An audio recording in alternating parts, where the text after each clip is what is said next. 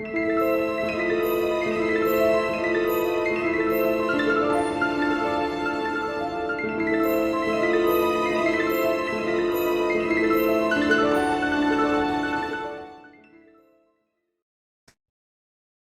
everyone, this is part 2 of our week 7 lecture on the Enlightenment ideas and art. In this one, we're going to dive into the art of the neoclassical period. And it may be hard to believe me at this point, but I promise eventually you're going to get a week where everything that you see is newly recorded from me. But at this particular moment in time, today was like the only opportunity I was going to get to record. I recorded part 1, and it is getting really late in the evening. And this is the only day I'm going to get to record, unfortunately. So the second part, I'm going to use an old recording. I know. It's not that the old recordings aren't as good as new recordings. I don't like having to do that. But anyway, we're going to do that. I'm going to go to this old recording of this lecture. This lecture, by the way, is considerably shorter than that first lecture. I know that first one was a full hour, and I'm sorry about that. This one's going to be much shorter. But I'm going to skip into this the old recording now to talk about neoclassicism. This is the second of the two art styles that were particularly big in France at the time. It's a rejection of the Baroque and the Rococo, and it was sort of considered art for the age of reason. So neoclassicism. Neoclassicism developed as an artistic style that rejected what they saw as the immorality, the femininity, and the purely decorative purposes of the Rococo. They were heavily influenced by that renewed interest in classical antiquity that we talked about, that sort of resurged at this particular moment in time. The virtues that were advocated by neoclassical art were democracy, morality, and independent thought. Now, again, these would have all been considered in opposition to the aristocracy and all of its virtues and values. This is being championed much more by this large, burgeoning middle class, known as the bourgeois. The characteristics. How can we identify neoclassicism when we see it? There's going to be a focus on ancient Greek and Roman mythology, history, and design. A lot of their design elements start coming out of things that were discovered at Pompeii and Herculaneum, and the way that painters of ancient Rome painted many of the murals that were found in those places. It's also very stern and moral, and you can see how that would set it up in opposition to Rococo. Right? Neoclassicism wants to be very serious, stern, and moral, in that lessons are going to be taught in this work. Right? Because again, it saw itself as the antithesis of what Rococo was. There's also a concept known as the heroic male, nude or otherwise, often nude. Right? This is I'll come back to that. This is this central heroic male character, with a few exceptions that we'll get into, that is focused on as the standard bearer. That is the one you should look to. That is the one who is the example for what you should do with your life, things of that nature. Then there's planarity. Planarity is a new word for you, I imagine. So let's explain. Planarity is when in a painting, the objects and figures are parallel to the picture plane. Right? What do I mean? The picture plane would be the flatness of whatever the piece of artwork has been done on. The flatness of the canvas, the flatness of the wall. In the case of whatever screen you're looking at, the flatness that is the surface of the screen. Right? And planarity is when you take all of the characters, all of the important elements, and line them up so that they all feel like they're parallel to that flatness of the surface that the painting is done on. Like in the painting that you can see down here, right? Where the flatness of the surface would be the flatness, the surface of the painting itself. In your case, it's the surface of your screen. And all the people are lined up in such a way that they are perfectly parallel to that, right? If this is the flatness of the screen, let's do it this way. If this is the flatness of the screen or the surface of the painting, all of the people are lined up perfectly with it back here, right? Like this. Turn it this way, though. So it's as if everybody's just lined up like they were lined up for, I don't know, getting in line in kindergarten, right? That kind of thing. Then there's this clean, crisp style to neoclassicism. Neoclassicism loves hard edges, right? You look at that painting there to the right again, and there's none of that softness that we saw in the Rococo. And they're like primary colors. You're going to see reds, blues, yellows, right? Not those nice, creamy, soft pastels of the Rococo. When we're talking sculpture, they attain that through really highly polished marble. We're not going to look at any of their sculpture, which is why I don't have that highlighted. And a simplicity of geometric forms when it comes to architecture, right? When it comes to architecture, they want simple squares, rectangles, triangles, stuff like that. If there's any adornment, that adornment is usually going to be based on ancient Greek and Roman models, columns, domes, things of that nature.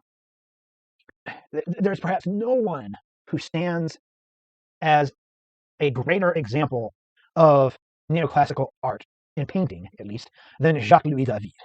We will talk about him not just in this lecture, but we'll revisit him again in the next one, because he arrives on the scene at a very important time. He arrives on the scene as the French Revolution is whispered about.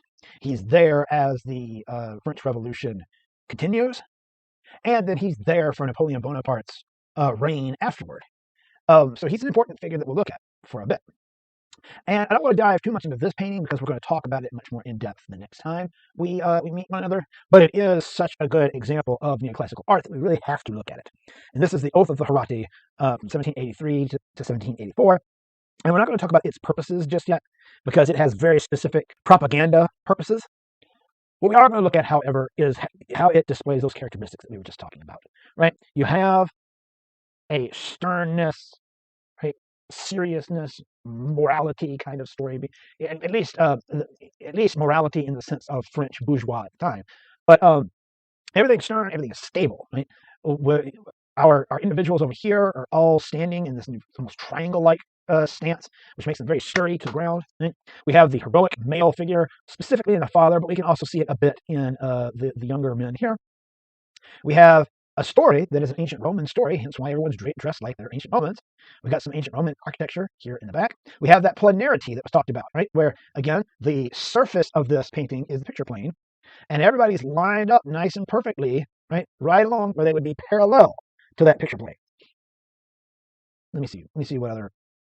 hard edges and primary colors. Yeah, I mean, everybody looks like they could be made of sculpture. There's not the softness of Rococo. There's none of the flora in the background. Everything's really hard edged. And we say primary colors. We've got reds. We've got some blues. Right? That's the kind of thing. There's not the creamy, beautiful, pastel-y kind of colors. This one we will talk about. This is the Death of Socrates from 1787, and it has also all of those different. Let me move over here. All of those different characteristics that we're just talking about. It's an ancient Greek story. The story of the philosopher Socrates, who was tried and convicted of corrupting the youth and was sentenced to death by drinking hemlock. He had hemlock poisoning. Socrates then becomes the heroic male figure, right? He's given all these classical Greek proportions to his body, made it all super muscular rather, although by all accounts, the actual Socrates was kind of a little like trollish looking dude. But that doesn't fit the story. The story that's being told is to aspire to Socrates here. Again, we're leading up to the French Revolution. And David, the painter David, is making a lot of work that is calling for people to join the cause and to fight for what you believe in. And here we have this heroic figure of Socrates who was willing to die rather than recant what he believed in. Also, Socrates was given an option. He didn't have to die. The other option was to leave Athens, where he lived at the time. And he absolutely wouldn't do that. He couldn't stand the idea of leaving Athens and living somewhere else. So that's also contained here, right? That nationality that we talked about, that nationalism, rather, that we talked about earlier on, right? That David certainly wants to take down the systems that are in place in France, but he doesn't want to get rid of France. He doesn't want to leave France. He believes in the nation that he lives in, but he thinks it could be better, and that it would be better if we sort of took down the people who are the elite, who are in power, and replaced it with something new that would take into consideration the people. So we're given that, right? Again, this heroic male figure. He is sternly and morally taking hemlock and willing to die for the things that he believes are correct and right. Then we have the planarity. Everybody's lined up, like I mentioned, perfectly. It's an ancient Greek story. We have, again, our primaries of red, blue, yellow, and those harsh, crisp edges on everything. There's nothing about this that's even remotely Rococo, right? from the moral lesson to just the aesthetic of it, right? There aren't those cream pastels. There's not a sense of decoration within the piece. And like I said, it's meant to teach a lesson rather than taking joy in just sort of the living of life. Certainly nothing here is meant to be veiled eroticism, right? There's nothing like that happening here. It's meant to be a stern, on the surface kind of story, but the story is also meant to interlace and connect with the lives of the people who are currently living in France, who may be hungry, who may be starving, who may feel like they're underrepresented, what have you, as a call to stand up. And then we have Angelica Kaufmann. Angelica Kaufmann was actually Swiss-born, but was painting in England. And as such, some of the rules about let me go back. So we'll talk about this much more in depth, I think, also the next time we meet. But at the time, again, only women could receive training in art. I'm sorry, only men could receive training in art. And one of the big reasons why women had to get their training more informally was because women were not allowed to learn to draw from the nude model. And one of the rules that we'll talk about in a later lecture, one of the rules about history painting, like this is history painting, is something that sort of arrives on the scene when it comes to the neoclassicism. And one of the rules of history painting was that you must draw all of your figures nude before painting all of the clothing onto them. So underneath both of these paintings, if we could just get down to the drawing level, David would have drawn each of these figures nude. In England, that wasn't a rule. And so Angelica Kaufmann comes along, and she's one of the few female artists, one of the few women artists who decided to paint history paintings and becomes known for it.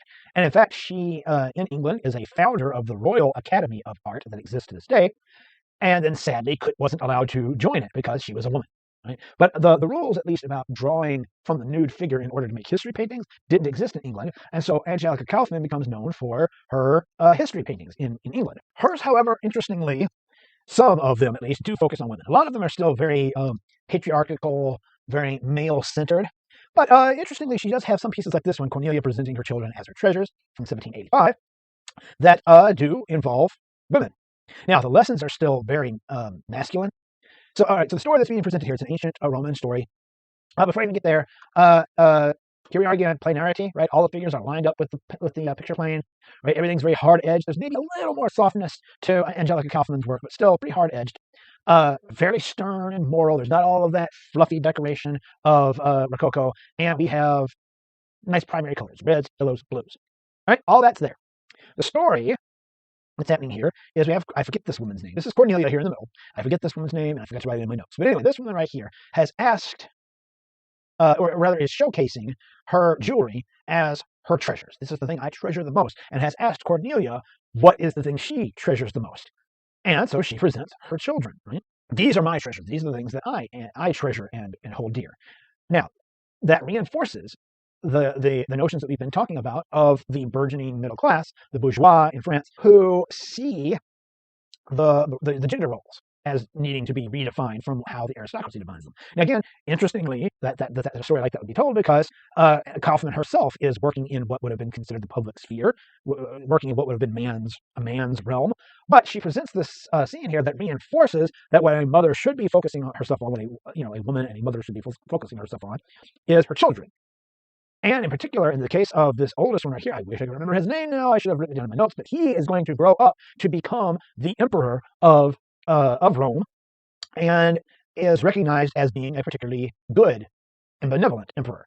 So the story seems to suggest that it was because of Cornelia's dedication to and treasuring of her children and being that good mother that then allowed for him to grow into a kind and benevolent emperor.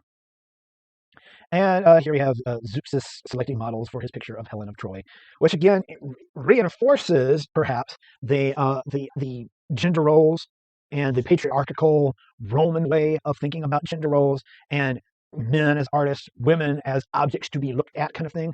But again, women just don't quite feature in a lot of neoclassical work as sort of the main focus, the way they do in Kaufmann's work. Right? In her work, women are central. Even if they are, in this case, the models, right? Zeuxis is an artist who needs to paint a picture of Helen of Troy.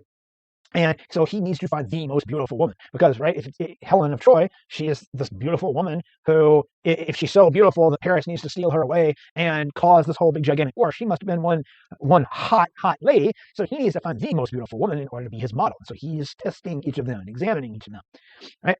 Still that planarity, still those hard-edged models, still those reds and blues. There's some greens in there in her case, and some browns, but still there's this sternness and this morality.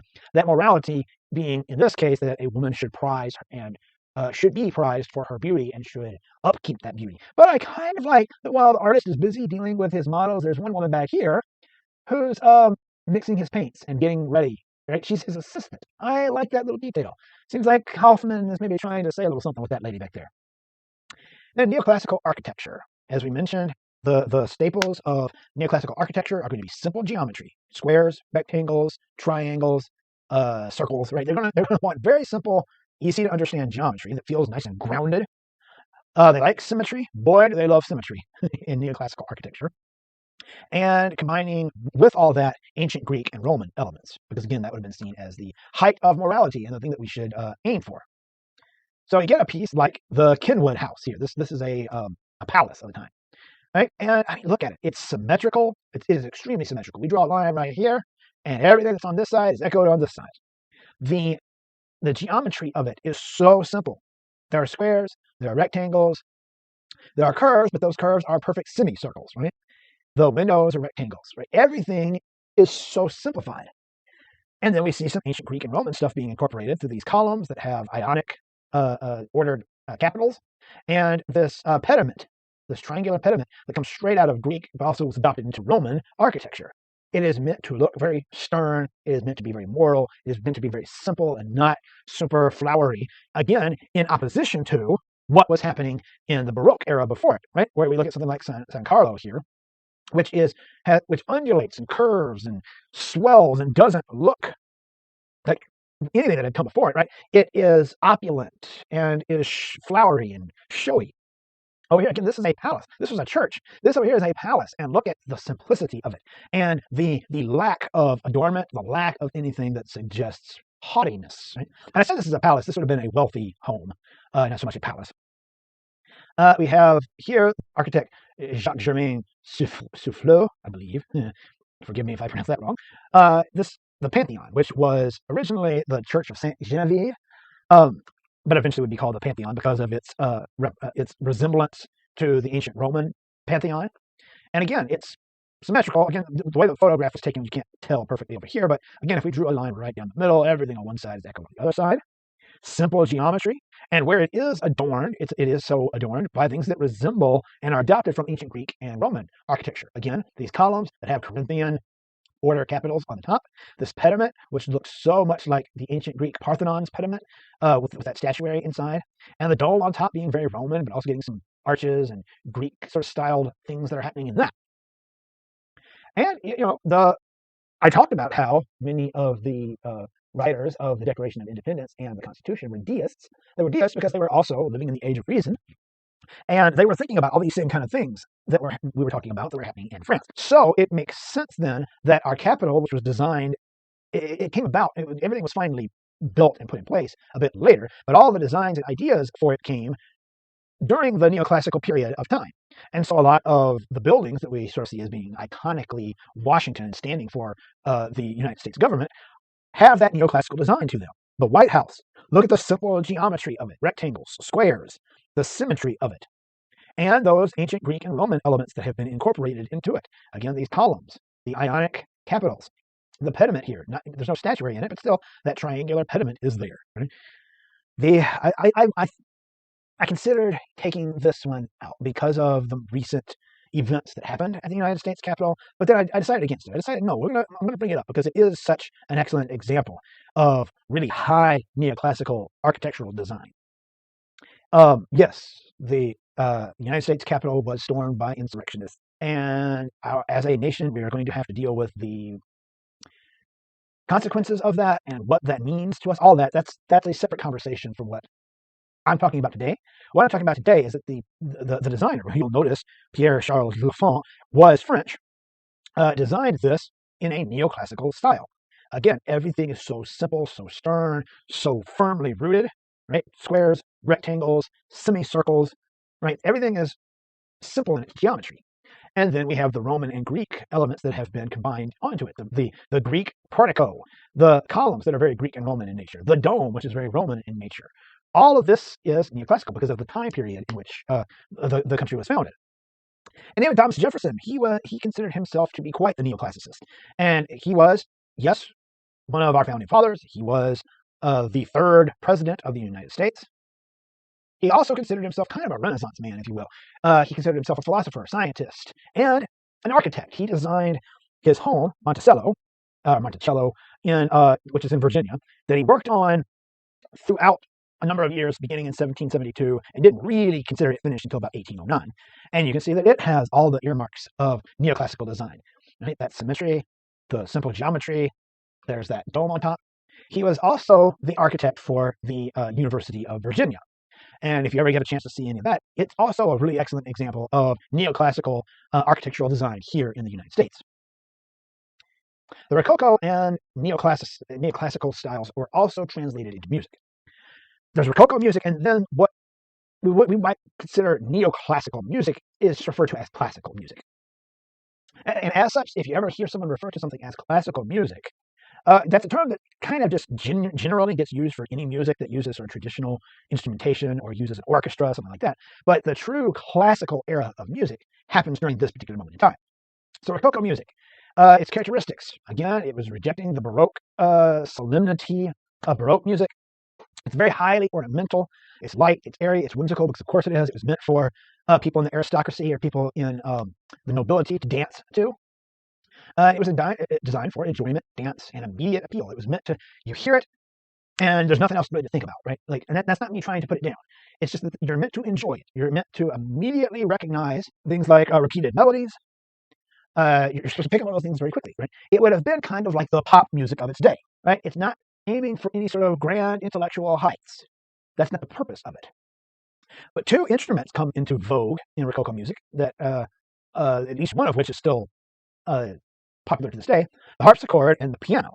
The little musical piece that we'll listen to here is done on a harpsichord, and a piano was sort of a modified version of harpsichord. Harpsichord, like a piano, has lots of wire within it and keys, a keyboard just like a piano. And when you would press a key, a little hook would come up and would strum the string, whereas a piano has hammers inside that hit the strings.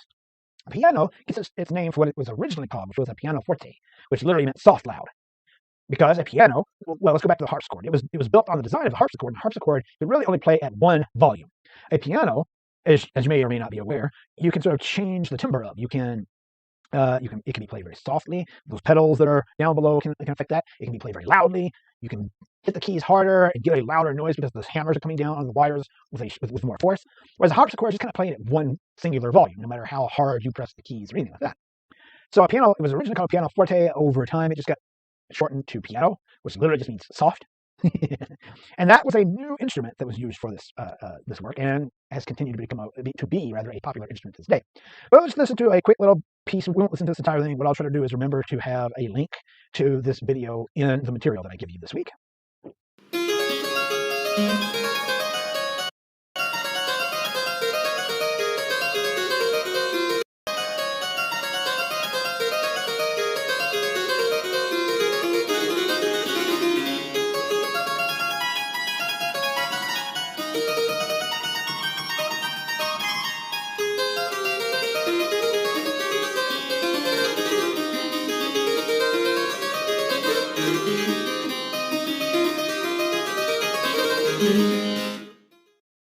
Okay, and I don't know what was happening there. My connection didn't seem to want to let that video buffer. But anyway, yeah, again, to our 21st century ears, that may sound, or may not rather sound like pop music. But at the time, it's kind of what it would have been meant to be.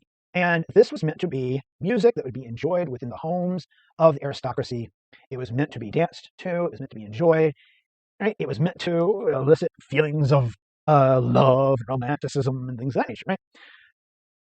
I need to click off of that. Classical music, on the other hand, sets itself up as an antithesis to that. Its characteristics are an emphasis on beauty, elegance, and balance. So in some ways, it's kind of the musical version of the architecture.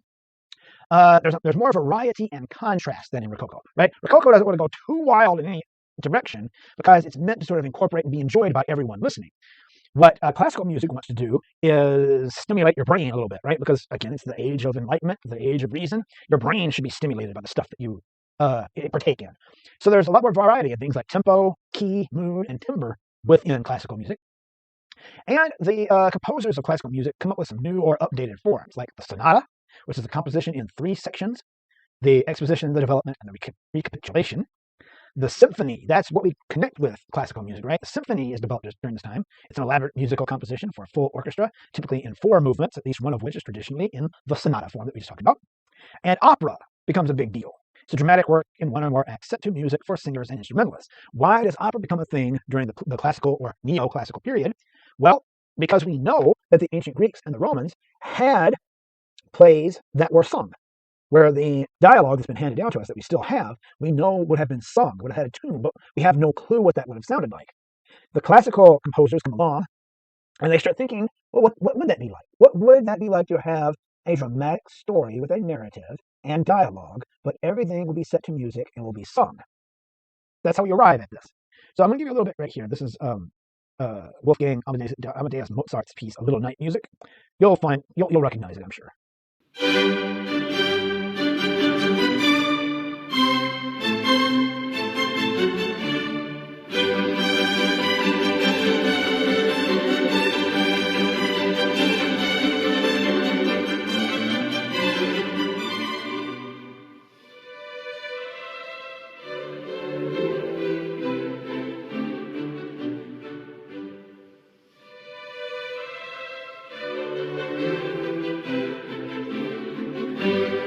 Now, I want you to notice how the music started off with a very specific type of melody. And again, it's the one that you instantly recognize because you've heard it a million times. Now, where Rococo would have probably kept going with that melody and kept repeating it, in this piece, that melody changed. Then it changed its tempo and its mood. That's going to happen yet again here in just a second.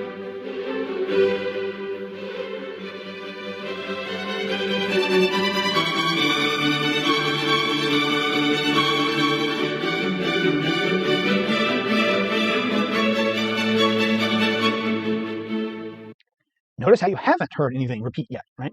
There's not been a progression of notes that we've gone back to, like we did in Rococo music, and like what happens in a lot of popular music today. There are little snippets that he might eventually go back to, but you see Mozart changing up, right? Every few seconds, it seems like the music changes into something different.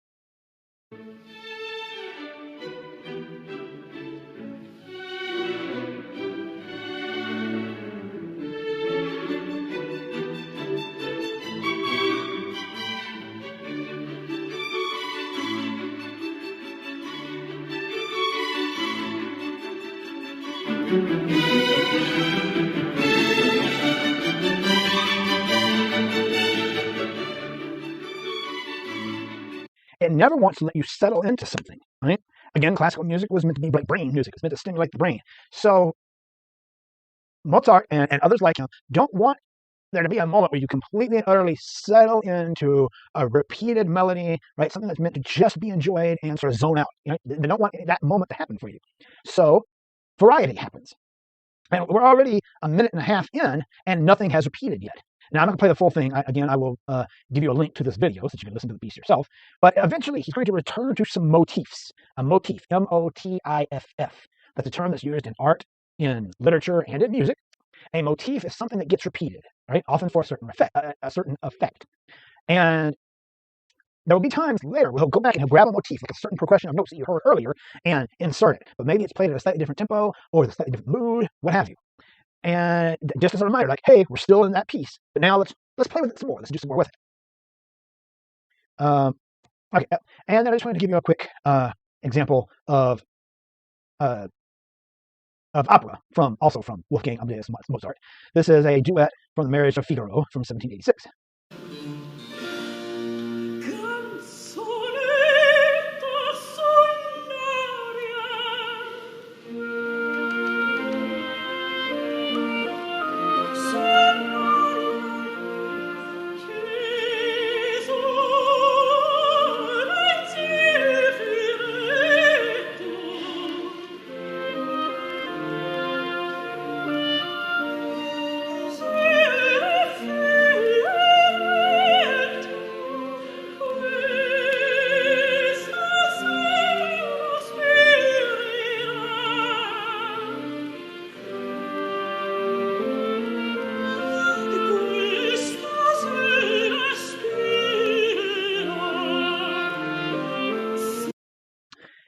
similarly to classical music, the opera, as you'll notice, right, there's not like this one melody.